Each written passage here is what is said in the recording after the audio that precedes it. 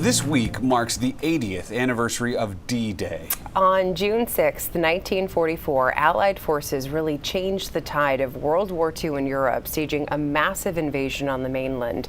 It was a huge endeavor involving tens of thousands of troops, thousands of ships, airplanes, and international coordination, pushing back against the spread of Nazis and fascists. 40 years ago, many of the veterans who fought and survived were in their 60s, and the effort was underway to preserve their stories. R.D. Saul from the New England News Exchange has our report from 1984. A withered flower marks his grave. A soldier, age and name unknown, rests in a grassy meadow. And beyond his grave, down the bluffs, the waves wash the beach where he probably died.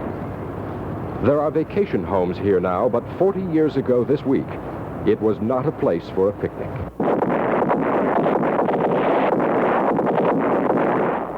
Tuesday, June 6th, a Boston Globe Extra banners the news. It is D-Day. For thousands of GIs in Britain, the old Army game of hurry up and wait is over. They have become part of the largest military operation in history, the invasion of Western Europe. The attack comes here on the beaches of Normandy in France. The Allies, under the command of General Eisenhower, have picked this place to begin the invasion. It is one of the most closely held secrets of the war.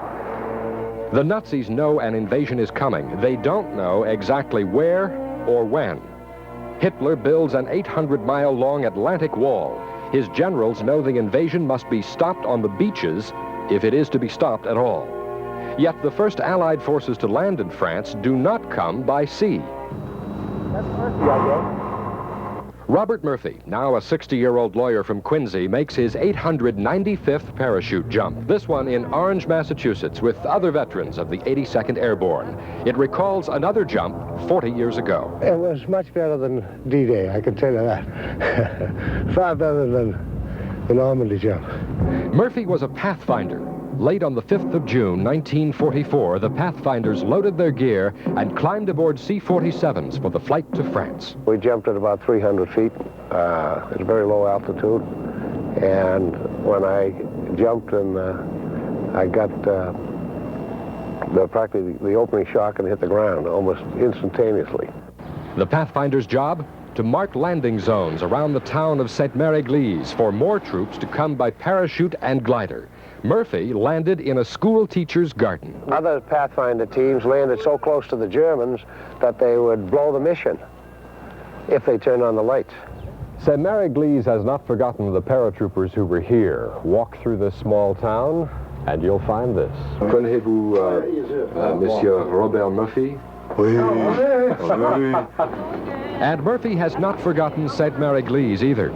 He was instrumental in getting a restored C-47 added to the local D-Day museum. Wounded 4 times during the war, the now gray-haired attorney looks back at D-Day and marvels. I can't fathom how I wouldn't say so few men get killed, but because it's an enormous sacrifice. But the amount of lead that was flying around, the number of men, I think the loss of life should have been far greater. So all I can say is we're all just lucky. We're lucky to be standing here today. That's R.D. Saul reporting for the New England News Exchange in 1984. We found